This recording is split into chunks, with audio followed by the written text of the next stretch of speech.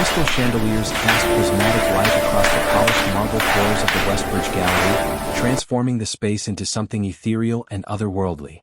Elena Romano moved through the crowd with practiced grace, her burgundy dress flowing behind her as she gestured toward the abstract painting dominating the east wall. Her dark hair was pulled back in an elegant twist, revealing the delicate features that made more than one patron pause in their conversation to watch her pass. At 24 years old, she had already made a name for herself in the art world, not through connections or family money, but through sheer determination and an almost supernatural ability to see the soul within every piece of art that crossed her path. Tonight's charity auction was the culmination of 3 months of planning, and everything had to be perfect. The city's elite had gathered in their finest attire, champagne glasses in hand, ready to bid on pieces that would grace their penthouses and estates. Elena had curated every single item on display, from the contemporary sculptures near the entrance to the classical landscapes in the back gallery.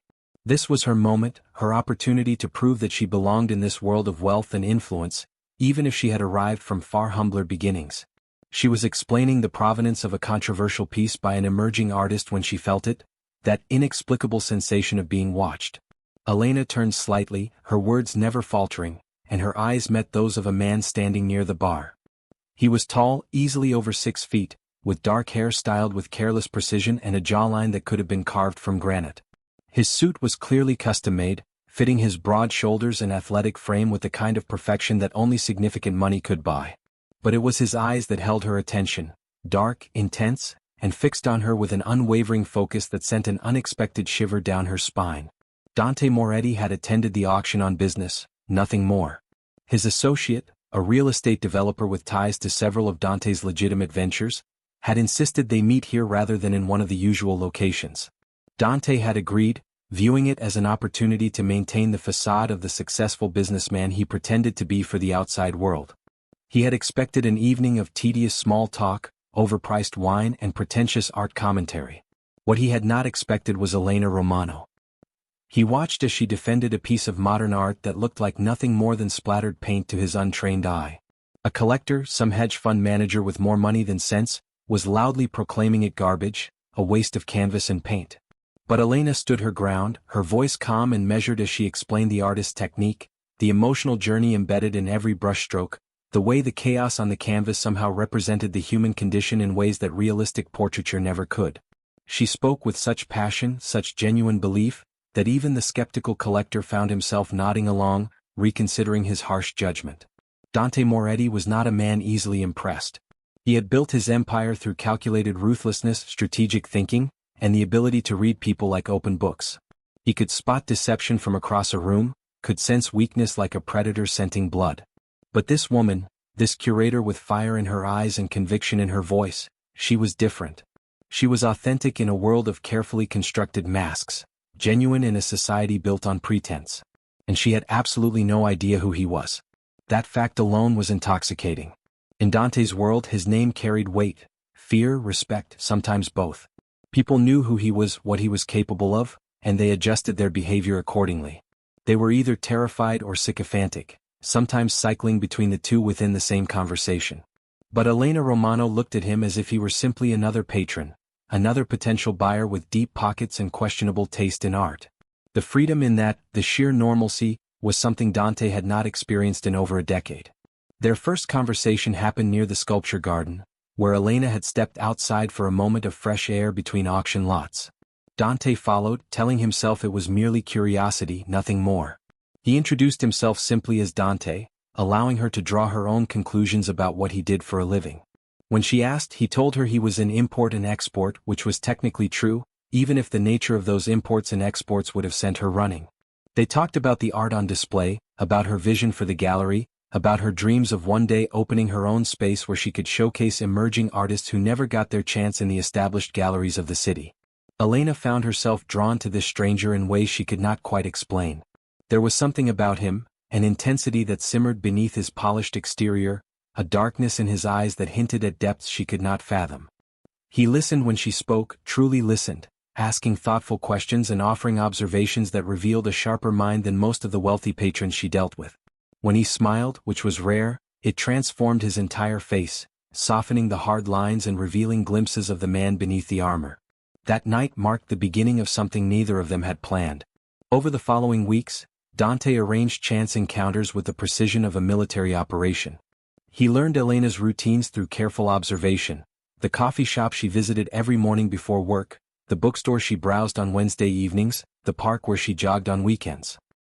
He appeared in these places as if by coincidence, always surprised to see her, always pleased to continue their conversation from wherever they had left off. Marco Russo, Dante's second-in-command and the closest thing he had to a friend, watched this courtship with growing concern. He had known Dante since they were boys growing up in the same neighborhood, had stood by his side through the violent years when Dante consolidated power after his father's death.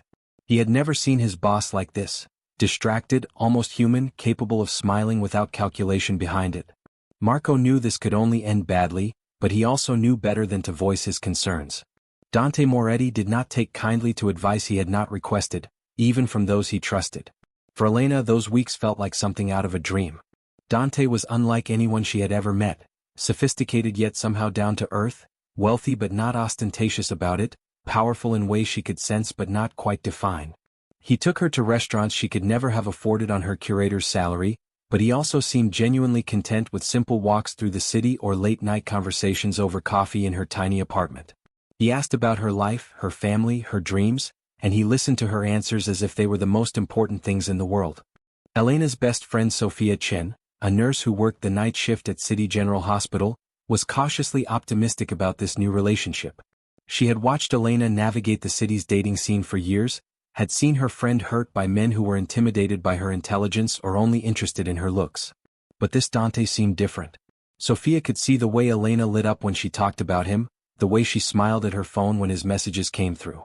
If Sophia noticed that Elena knew very little about Dante's actual business dealings or personal life, she kept those concerns to herself. Her friend was happy and that was what mattered. 3 months into their relationship, on a cool autumn evening with leaves swirling through the streets, Dante and Elena shared their first kiss. They were standing on her apartment building's rooftop, the city spread out before them in a glittering display of lights and possibilities. Dante had been telling her about his childhood, a carefully edited version that included a difficult upbringing and early responsibility but omitted the violence, the crime, the blood on his hands. Elena had reached up and touched his face, her fingers tracing the sharp line of his jaw, and something in him had simply broken open. The kiss was everything and nothing like Elena had imagined. There was tenderness in it, yes, but also a desperation, as if Dante were trying to hold on to something he knew he did not deserve. When they finally pulled apart, he rested his forehead against hers and whispered words that would haunt Elena for years to come. He told her she was the best thing that had ever happened to him, that she made him want to be a better man, that being with her was the only time he felt truly free. In that moment, Elena fell completely, irrevocably in love with him. Their relationship deepened over the following months. Dante was careful, always careful, to keep his two worlds separate. Elena never met his associates, never visited his office, never saw the darker side of his empire. He came to her apartment, took her to restaurants in neighborhoods far from his usual haunts, and maintained the illusion of normalcy with the skill of a master actor. Marco handled the family business during the hours Dante spent with Elena, making excuses for his boss's unprecedented absences and fielding questions from soldiers and capos who had never seen their leaders so distracted. But secrets, like shadows, grow longer as the sun sets and eventually, darkness consumes everything. The night that changed everything started like so many others. Elena was having dinner with Sophia at a small Italian restaurant near the hospital where Sophia worked. They were laughing about something trivial, enjoying wine and pasta and the easy comfort of friendship that needed no pretense. Elena's phone buzzed with a message from Dante saying he was tied up with business but would see her tomorrow. She smiled at the screen, sent back a heart emoji and thought nothing of it. 2 hours later, Sophia's phone rang. It was the hospital, an emergency call-in for all available trauma nurses. There had been a shooting at a warehouse on the east side, multiple casualties, all hands on deck. Sophia apologized profusely but Elena waved her off. She understood. Her friend grabbed her coat and rushed out, leaving Elena to finish her wine alone. On impulse, Elena decided to walk to the hospital with Sophia's forgotten thermos, which she had left on the table. It was only a few blocks, the night was clear and she could use the walk. The emergency room was controlled chaos when Elena arrived. She spotted Sophia immediately, her friend already in scrubs and moving with the efficient urgency that critical situations demanded. Elena handed over the thermos, was about to leave, when she saw them wheeling in a patient on a gurney.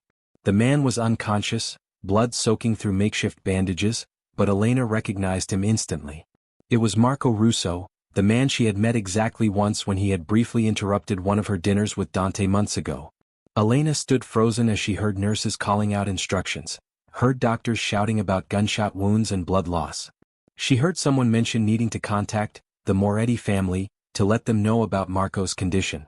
The name hit Elena like a physical blow. Moretti.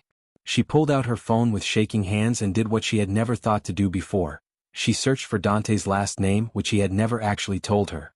The results appeared on her screen like accusations, each one more damning than the last. Dante Moretti, head of the Moretti crime family. Dante Moretti, suspected of racketeering, extortion, money laundering. Dante Moretti, whose father had been assassinated in a power struggle, whose rise to power had been marked by violence and ruthless efficiency. Dante Moretti, one of the most dangerous men in the city, possibly the entire eastern seaboard. And she had been sharing her bed with him, sharing her dreams and fears and future plans with him, falling in love with him, all while having no idea who and what he really was. Elena made it outside before she vomited into a trash can, her entire body shaking with the force of her shock and betrayal. Everything made sense now. The expensive suits, the bodyguards she had assumed were just security for a wealthy businessman, the vague answers about his work, the phone calls he always took in another room. She had been so naive, so trusting, so utterly blind. The man she loved was a lie, a carefully constructed facade designed to hide a monster underneath. She did not go home that night. She could not face the apartment where they had spent so many evenings together, where his presence still lingered in the scent of his cologne on her pillows and his spare shirt in her closet. Instead, she walked the city streets until dawn, her mind racing through every conversation, every moment, trying to separate truth from deception and finding the line impossible to draw. By the time the sun rose, Elena had made her decision. She stormed into Dante's office building the next afternoon without an appointment, walking past the receptionist and the security guards with the kind of fury that made people instinctively step aside. She took the elevator to the penthouse level, emerged into an opulent space that screamed money and power, and demanded to see Dante Moretti. The guards outside his office door moved to stop her, but the door opened and Dante stood there, his face paling when he saw her expression. They faced each other in his office, a space decorated with leather and dark wood and subtle displays of wealth that now seemed sinister rather than sophisticated. Elena's voice was cold as she laid out everything she had learned, watching his face confirm each accusation with his silence. When she finally stopped speaking, exhausted by her rage and heartbreak, Dante did not try to deny any of it. He confirmed everything. Yes, he was the head of a crime family. Yes, he had lied to her about his identity. Yes, his world was dangerous, violent, built on fear and blood and broken laws. But then he said something that nearly broke her resolve. He told her that everything between them had been real, that what he felt for her was the only genuine thing in his entire constructed life. He had lied about his name, his work, his world, but he had never lied about his feelings. He loved her, had loved her from that first night at the gallery when she defended art with the kind of passion he had only ever applied to violence. He wanted her to stay, promised to protect her, swore that she would never be touched by the darkness of his world. He would keep her separate, keep her safe, if only she would give him a chance. Elena listened to his desperate words, saw the raw emotion in his eyes, and felt her own heart breaking into pieces. She wanted to believe him, wanted to accept his promises and trust that love could somehow conquer the enormous chasm between their worlds. But fear was stronger than love in that moment. Fear of what his life meant, fear of the violence that surrounded him, fear of losing herself in a world where she did not belong. She looked at the man she loved and saw a stranger wearing his face. Her words were quiet when she finally spoke, but they cut deeper than any scream could have. She told him she could not love a lie, could not build a life with someone who had hidden his true self from her for months. She could not live in a world where violence was currency and loyalty was enforced through fear. She deserved honesty, deserved safety, deserved a love that did not require her to ignore fundamental truths about who her partner was and what he did. And so, with tears streaming down her face, Elena Romano walked out of Dante Moretti's office, out of his building and out of his life. Dante did not follow her, though every instinct screamed at him to chase after her, to make her understand, to force her to stay. But he had seen the fear in her eyes, the way she looked at him as if he were something dangerous and unpredictable, and he knew that following her would only confirm those fears. Marco, recovered from his injuries, watched his boss stand at the window for hours after Elena left, staring out at the city with an expression of loss so profound it was almost painful to witness. 2 weeks later, Elena discovered she was pregnant. She sat on the bathroom floor of her apartment, staring at the positive pregnancy test, and felt her entire future rearrange itself. She was carrying Dante Moretti's child. No children, as an ultrasound would soon reveal. Twins. The universe's cruel joke, giving her not one but two pieces of the man she had tried so desperately to leave behind. Sophia found her there an hour later, still sitting on the cold tile, and listened as Elena explained everything. The decision Elena made was born of fear and love in equal measure. She could not tell Dante about the pregnancy.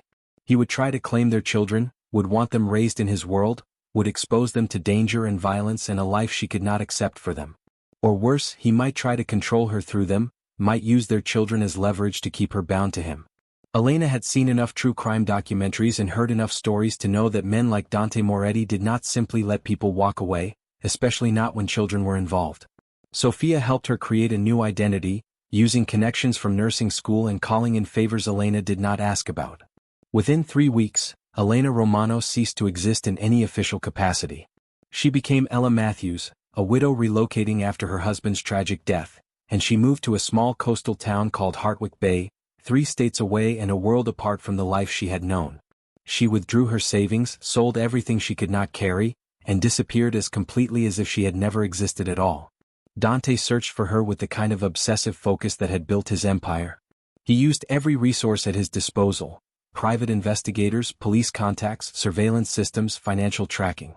4 months, his organization's priority shifted from business to finding one woman who had simply vanished. Marco coordinated the search, watching his boss deteriorate day by day, the coldness that had always been part of Dante's nature spreading until it consumed everything else. But Elena had covered her tracks too well, and eventually, even Dante's considerable resources came up empty.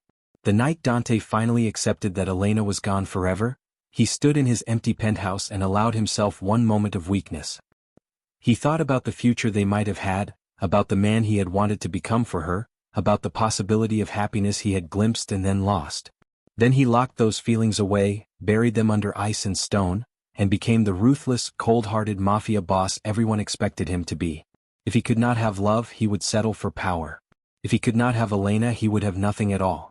5 years passed like water through fingers, slowly at first, then all at once, until it seemed impossible that so much time could have slipped away. Elena had built a life in Heartbroken Bay that bore no resemblance to her previous existence. The coastal town was small enough that everyone knew everyone, but large enough that a single mother with twins could find her place without too many invasive questions. She had opened a bookstore cafe called Chapter and Verse, a cozy space that smelled of coffee and old books and had become the unofficial community gathering spot. Her twins, Luca and Emma, were everything to her. Luca had his father's dark hair and intense eyes, along with a seriousness that was sometimes startling in a 5-year-old. He loved building things, creating elaborate structures from blocks and cardboard that showed an architectural mind already at work. Emma was the firecracker, all energy and determination, with the same dark eyes as her brother but a smile that could light up entire rooms.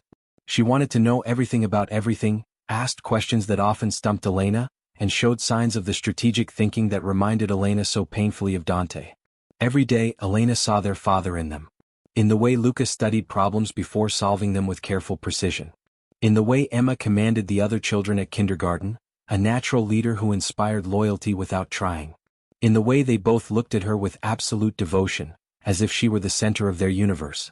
These moments were bittersweet. She loved her children with a ferocity that sometimes frightened her, but she also lived with the constant ache of what they had lost, what she had taken from them by keeping them from their father.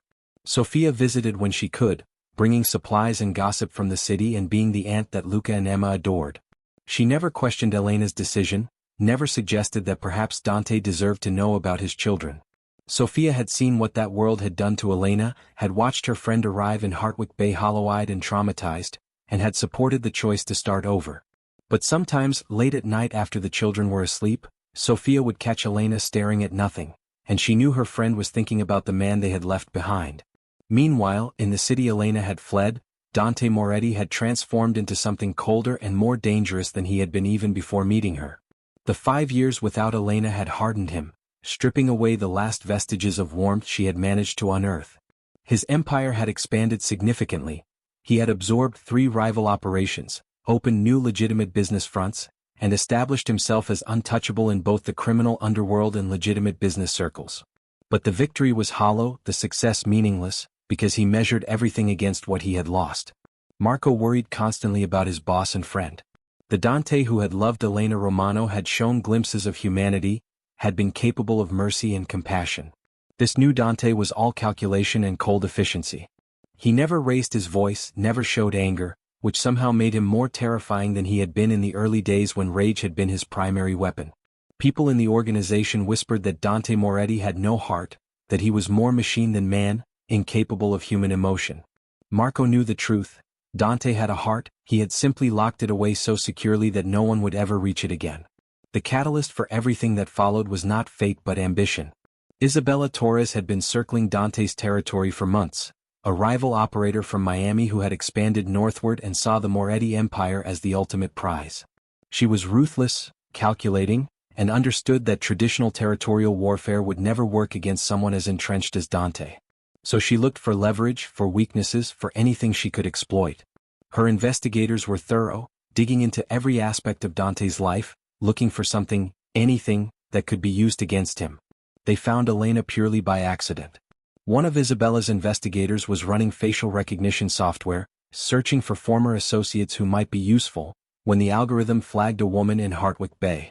The resemblance to known photographs of Elena Romano was too strong to be coincidental, even though the woman went by a different name. The investigator dug deeper and discovered the twins, Luca and Emma Matthews, 5 years old, whose birth dates corresponded almost exactly to 9 months after Elena Romano's disappearance. And when he saw the children's photographs, even he, a man paid not to ask questions, could not miss the resemblance to Dante Moretti. Isabella Torres held those photographs like weapons, planning how to use them for maximum impact. She could expose the children publicly, creating a scandal that would damage Dante's carefully maintained legitimate business interests. She could threaten the children directly, forcing Dante to negotiate from a position of weakness. She could use them as bargaining chips, leverage to force concessions or territorial compromises. The possibilities were endless, each more lucrative than the last. But Isabella made one critical mistake. She underestimated Marco Russo's loyalty and network. Marco had his own intelligence operatives, people who monitored threats to the Moretti family, and one of them happened to be dating someone in Isabella's organization. The information about Elena and the twins made its way to Marco before Isabella could execute whatever plan she was formulating. Marco took one look at the photographs, saw the unmistakable resemblance to Dante in those 2 small faces, and felt his blood run cold. He found Dante in his office late at night, as had become his boss's habit. Dante rarely slept anymore, preferring to work through the night hours when the world was quiet and his thoughts could not ambush him with memories of dark hair and passionate arguments about art.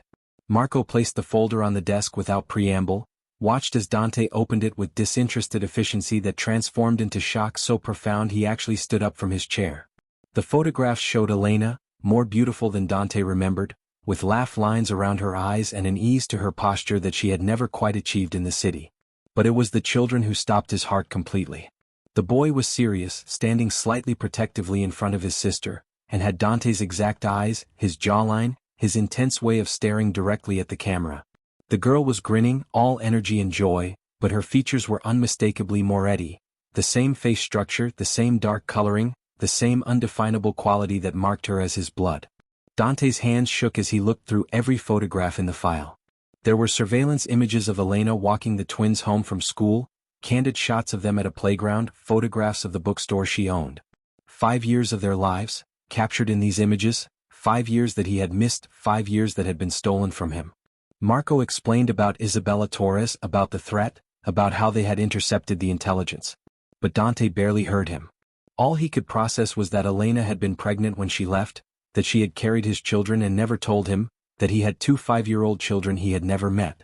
The rage came first, hot and consuming, directed at Elena for keeping this from him and at himself for letting her go.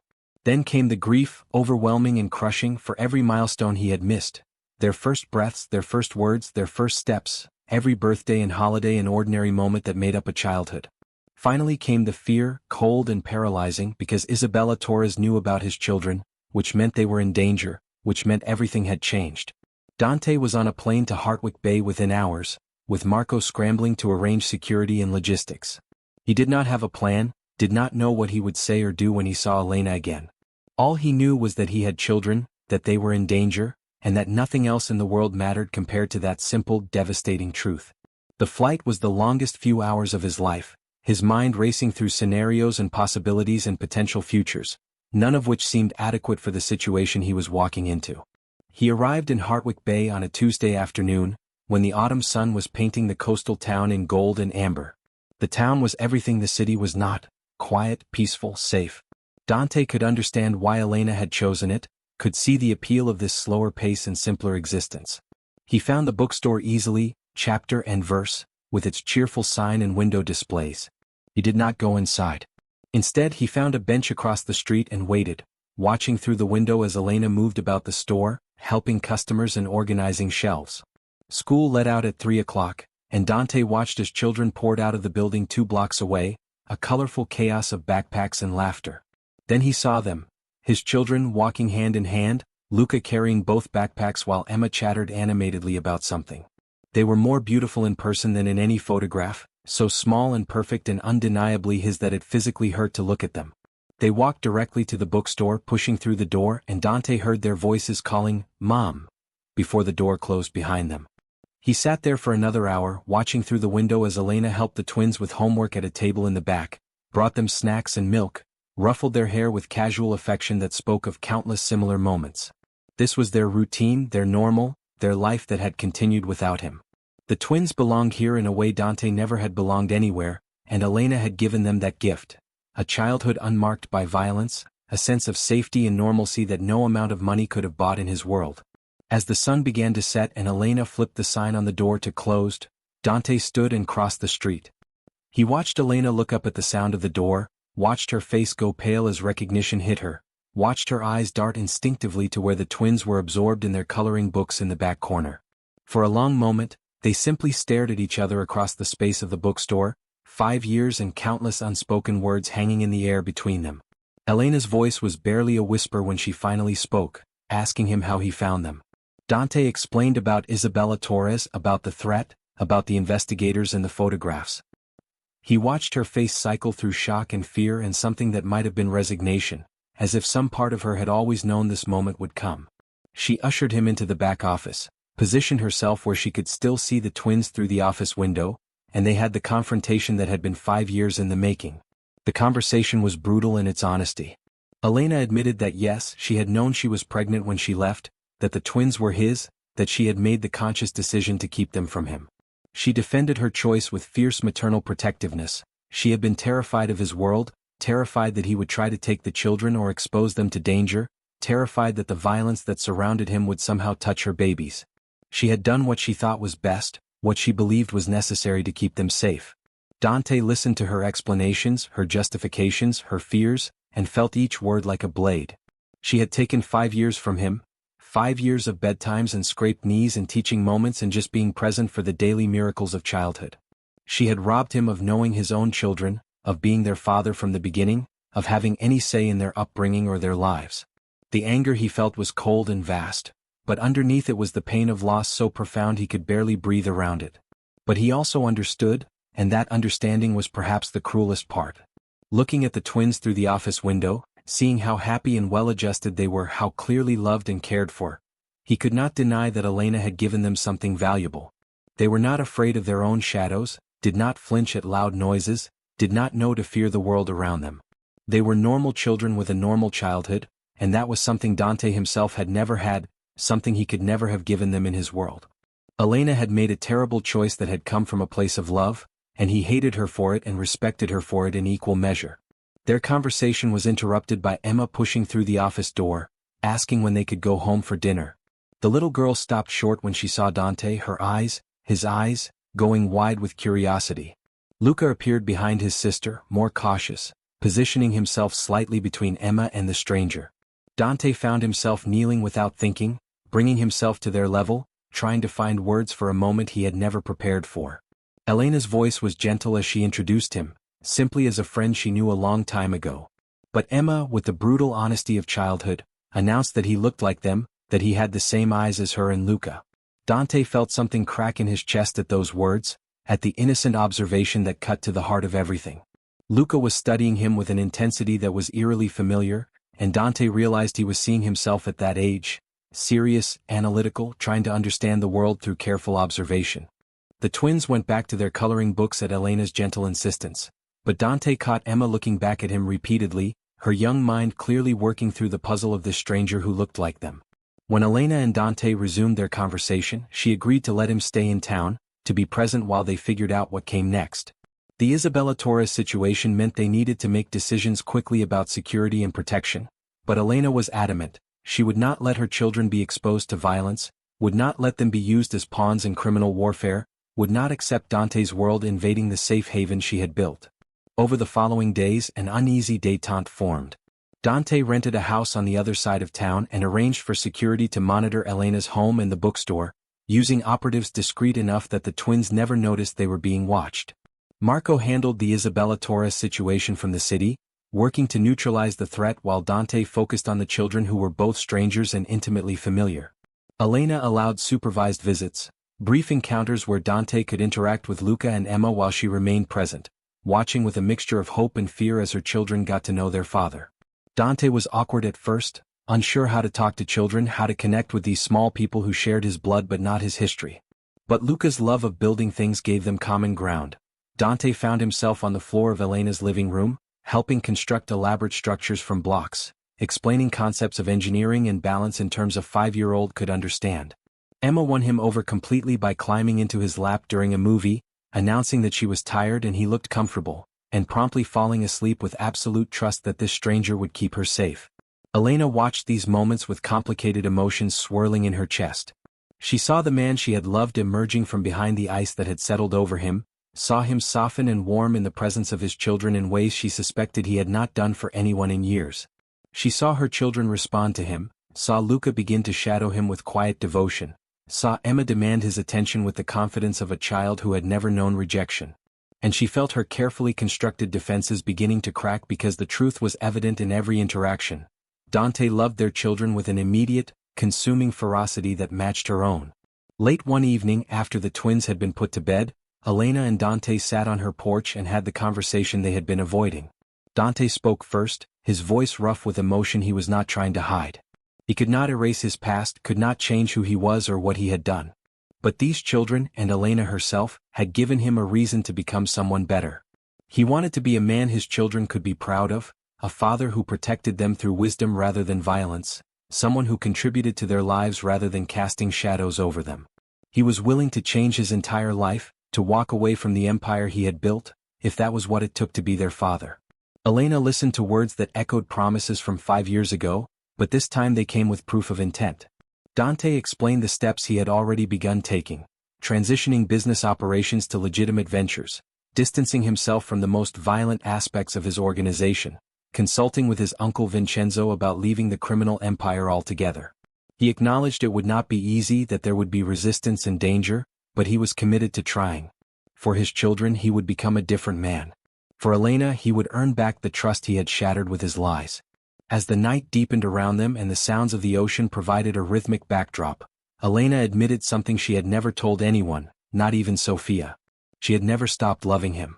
Walking away had been self-preservation, fear had been stronger than love, but the love had never actually died. Seeing him with their children, seeing the effort he was making and the changes he was committing to, made her wonder if perhaps they had both been given a second chance at something they had lost. But before they could explore that possibility, the threat had to be neutralized. The Isabella Torres situation hung over everything like a storm cloud, and both Elena and Dante knew that until it was resolved, their children remained in danger. Dante assured Elena that he would handle it, but not in the way she feared.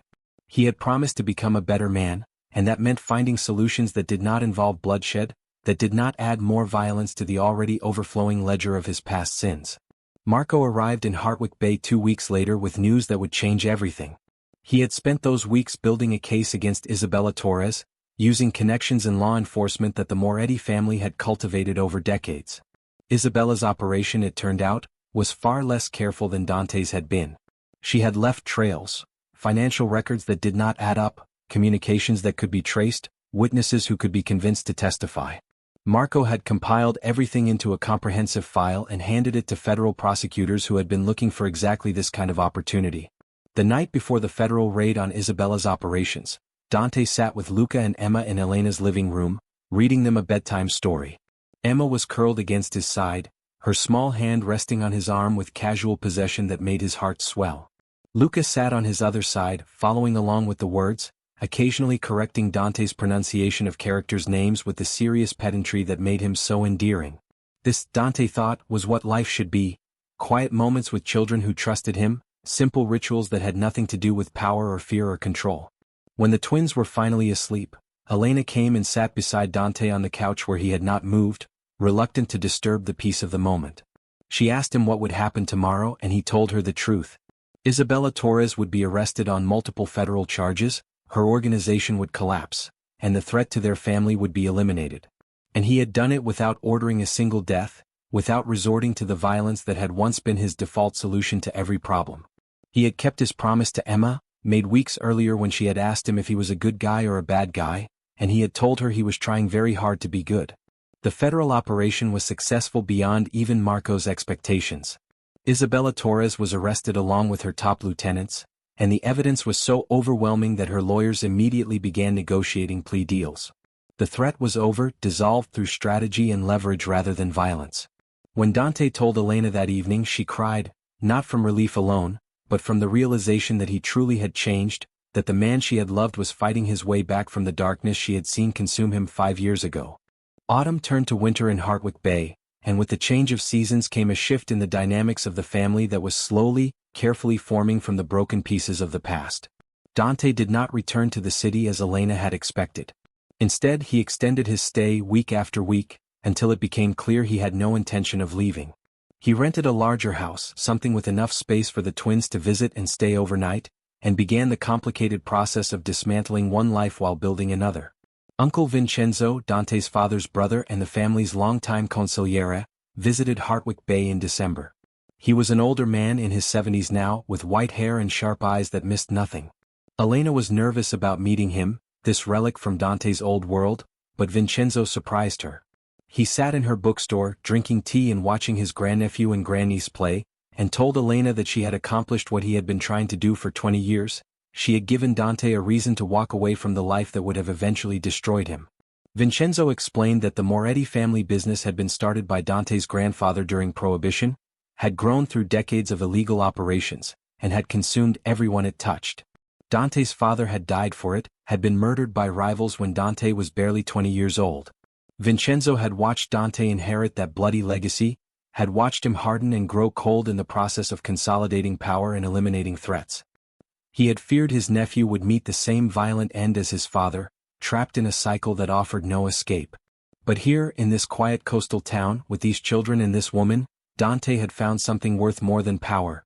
He had found a future. The transition was not simple or quick.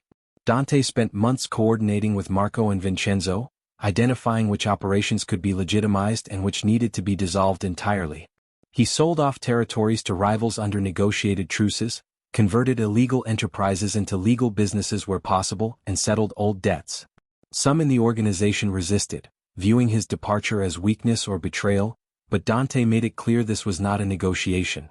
He was leaving, and anyone who had a problem with that could take it up with Marco, who would be assuming leadership of what remained. During this transition, Dante became increasingly present in his children's lives.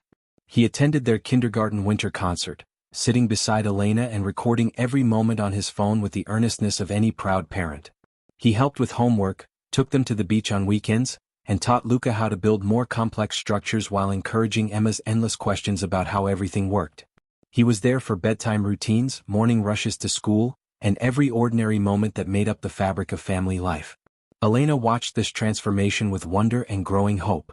The man who had once operated one of the most powerful criminal organizations on the eastern seaboard now spent his evenings helping 5-year-olds with alphabet worksheets and negotiating over vegetable consumption at dinner.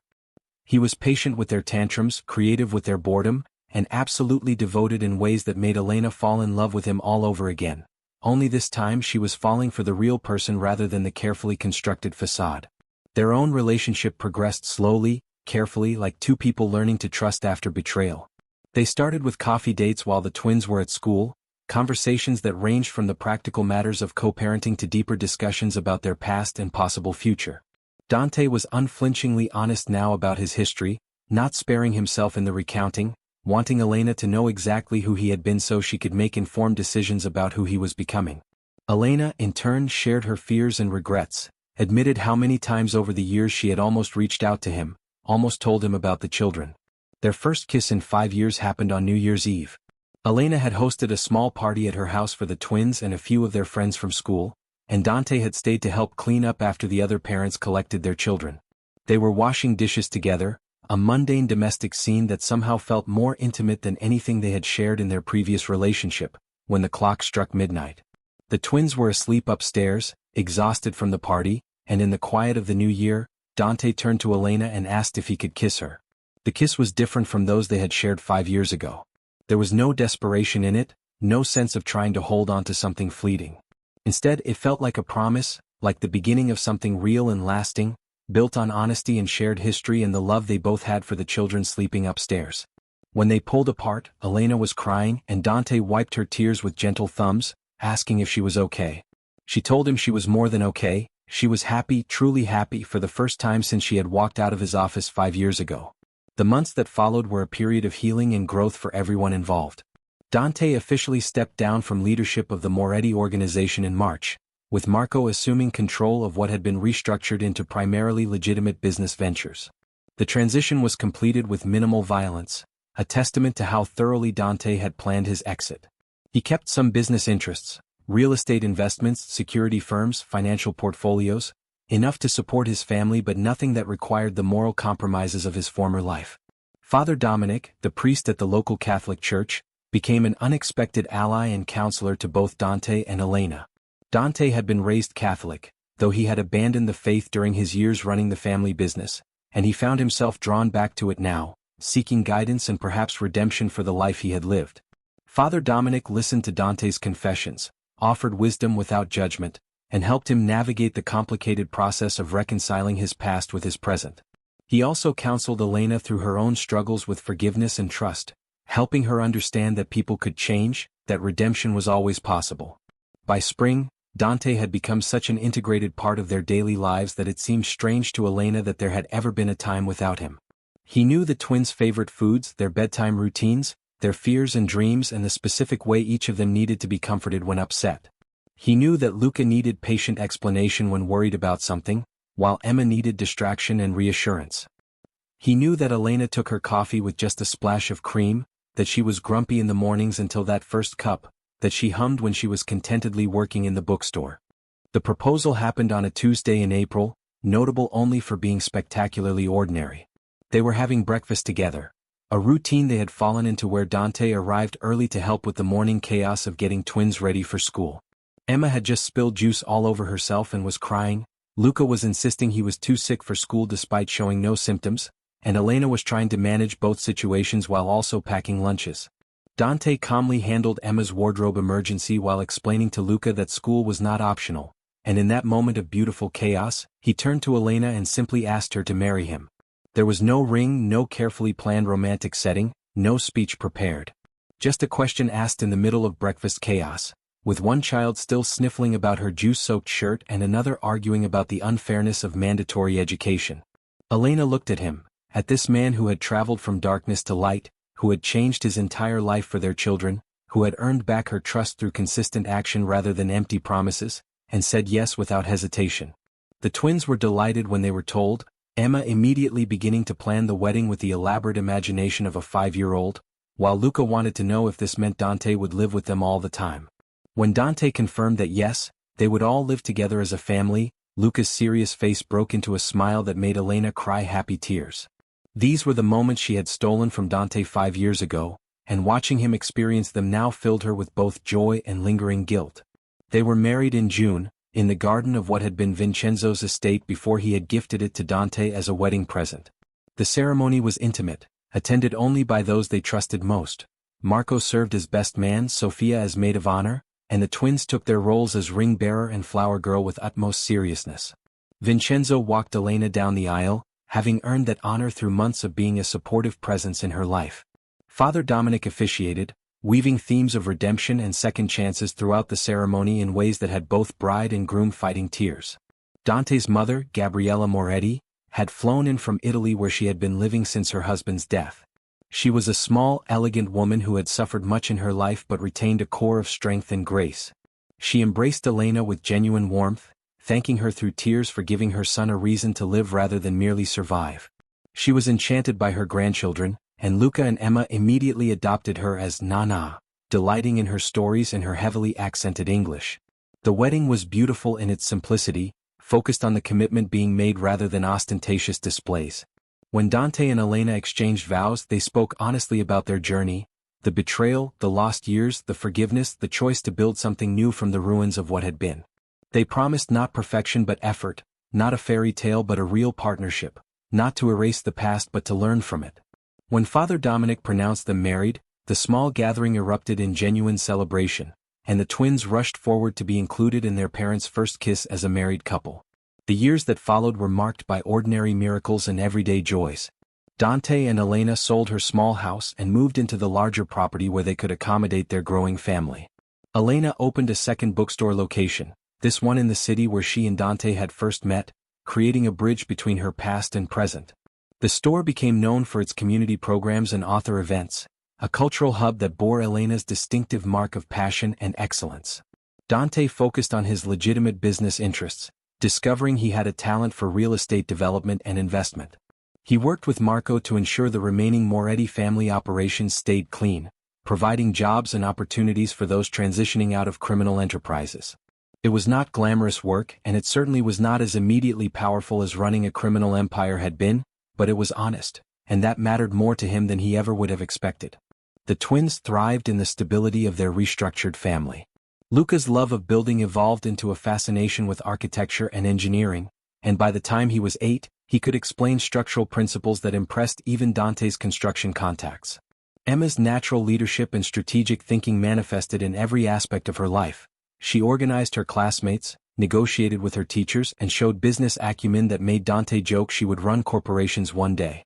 Both children knew they were loved unconditionally, knew their home was safe, and grew up with the confidence that came from security and consistent parenting. 3 years after the wedding, Elena discovered she was pregnant again. The pregnancy was unexpected but welcomed, and this time, Dante was there for every moment. Every doctor's appointment, every ultrasound, every midnight craving, and every anxious worry. Luca and Emma were thrilled at the prospect of a sibling, already planning how they would help and what they would teach the baby. The birth was uncomplicated, a stark contrast to Elena's first pregnancy when she had been alone and terrified in a new town with no support. This time, Dante held her hand through labor, coached her breathing, and was the first to hold their son when he entered the world. They named him Vincent, after Uncle Vincenzo who had passed away peacefully in his sleep 6 months earlier, having lived to see his nephew find happiness but not quite long enough to meet his newest great-grandnephew. Baby Vincent was welcomed into a family that had been forged through trial and transformation. Luca and Emma took their roles as big siblings seriously, helping with bottles and diaper changes and entertaining their baby brother with endless patience. Dante was a completely different father the third time around, confident rather than awkward, present from the first moment, savoring every milestone because he understood now how quickly childhood passed. Sophia remained a constant presence in their lives, Aunt Sophia to all 3 children, and eventually met someone herself, a teacher at the twin school who shared her kindness and dedication to helping others. Elena stood as maid of honor at Sophia's wedding, coming full circle from the friend who had helped her escape to the friend who had helped her heal. Gabriella split her time between Italy and the United States, spending months at a time with her son's family and being the beloved Nana who spoiled her grandchildren appropriately and taught them Italian with patient determination. Marco visited regularly, having found his own path to redemption through legitimate business success and a relationship with a woman who knew his history and loved him anyway. The city that had once represented danger and deception became a place Elena could visit without fear. She and Dante would take the children there for weekends, showing them museums and restaurants and the art gallery where Elena had once worked. They would walk past the building where Dante's office had been, both silently acknowledging the ghosts of who they had been while celebrating who they had become. Years continued to pass, marked by school plays and science fairs and family vacations. Luca grew tall and serious, inheriting his father's intensity but channeling it toward creative rather than destructive purposes. His architectural designs won competitions, and by the time he was applying to universities, he had portfolio that made admissions officers take notice. Emma became the social coordinator of the family, organizing celebrations and maintaining connections and displaying leadership skills that suggested a future in business or politics. Young Vincent grew into a gentle, empathetic child who served as the family's emotional center, somehow able to mediate between his siblings and bring peace to conflicts. Elena's bookstores became institutions in both communities, known for excellent curation and community involvement. She employed people transitioning out of difficult situations, provided space for local artists to display work, and created programming that brought people together.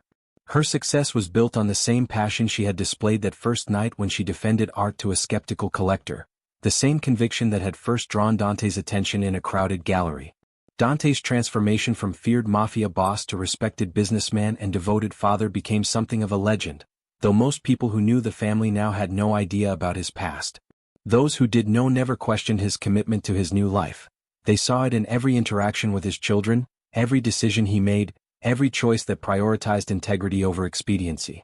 He remained in contact with some from his old life, helping those who wanted to go legitimate and maintaining boundaries with those who did not. On their 10th wedding anniversary, Dante and Elena returned to the rooftop where they had shared their first kiss 15 years earlier. The city spread below them, glittering and anonymous, full of countless stories and possibilities. They stood in the same spot where he had told her she made him want to be a better man, where she had fallen in love with someone who did not exist, where everything had begun.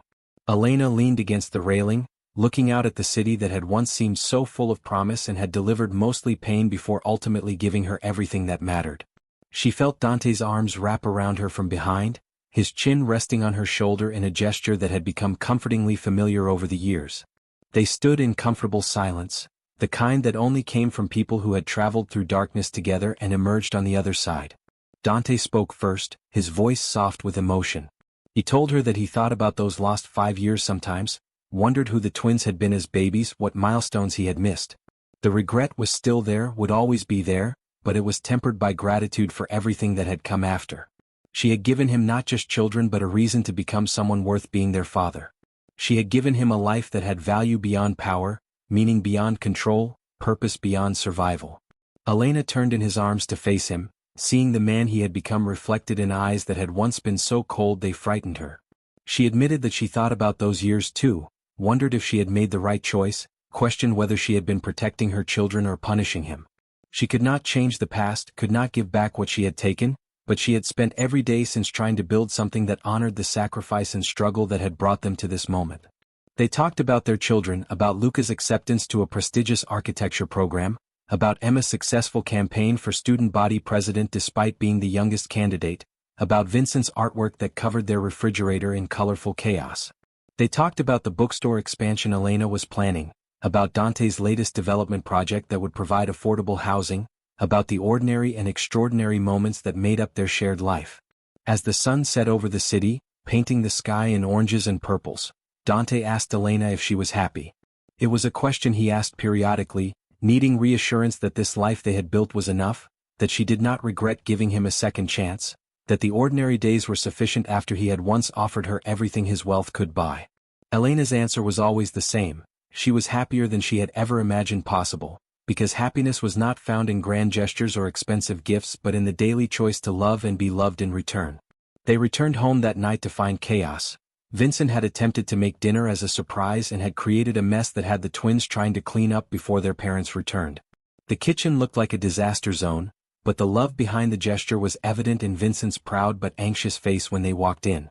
Rather than being upset, Elena and Dante joined the cleanup effort, turning it into a family activity filled with laughter and teasing and the kind of togetherness that made a house into a home.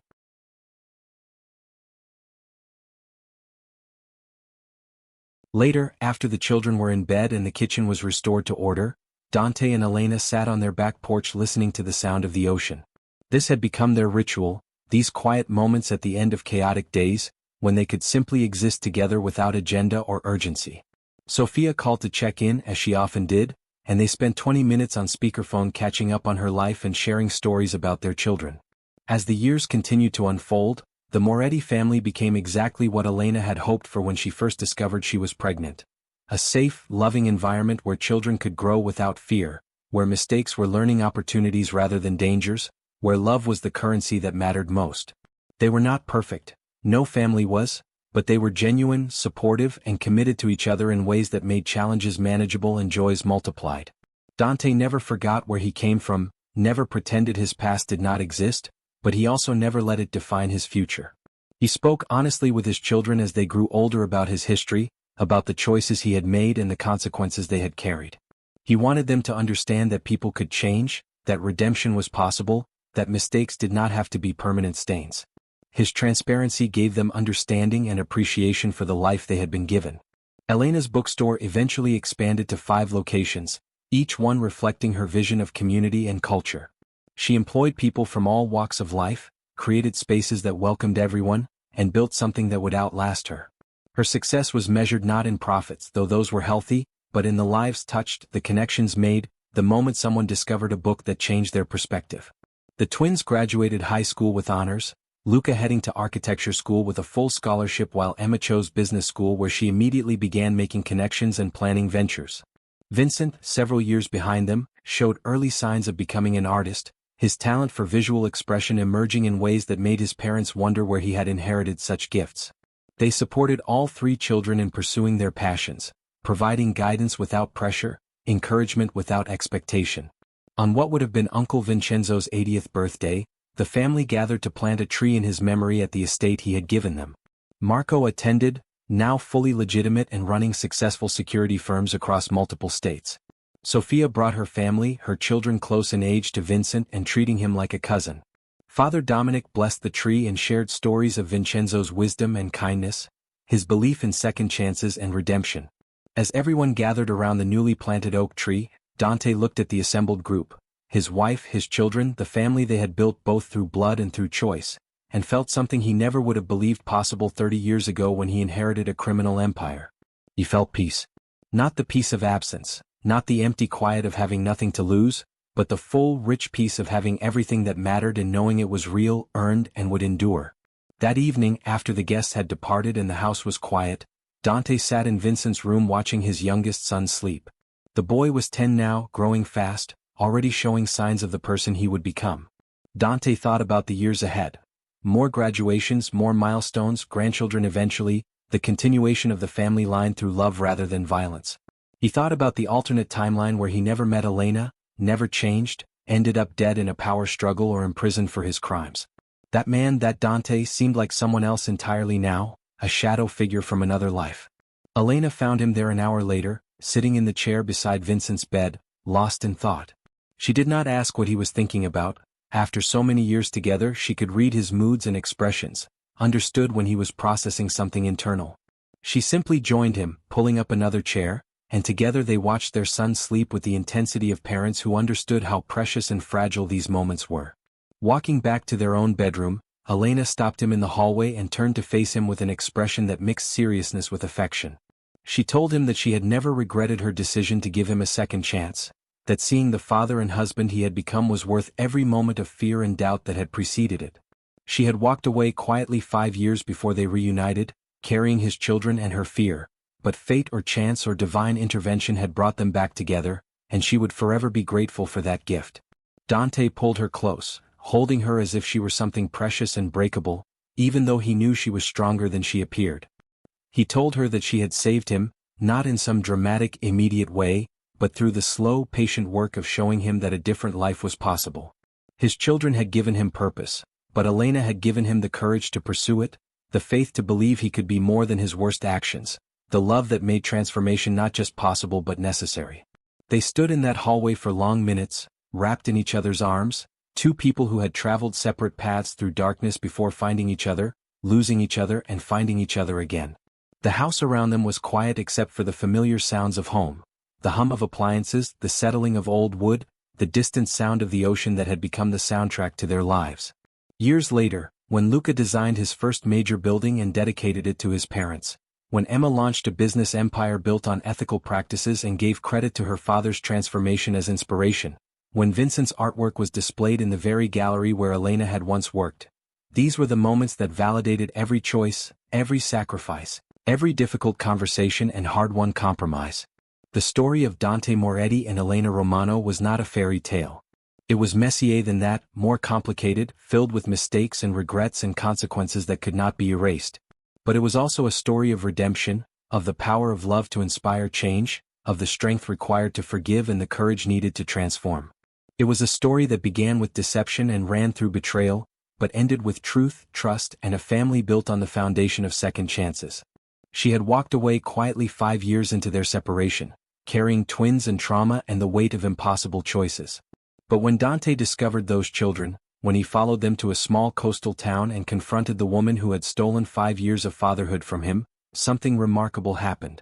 Rather than anger consuming them both, rather than the past destroying any possibility of a future, they chose something different.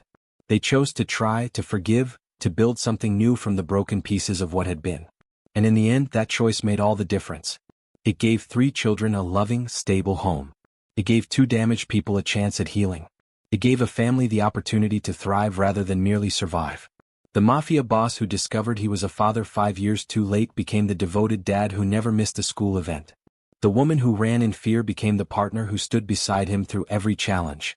Together they created something that neither could have built alone. A forever after that was real, earned, and worth every struggle that had come before.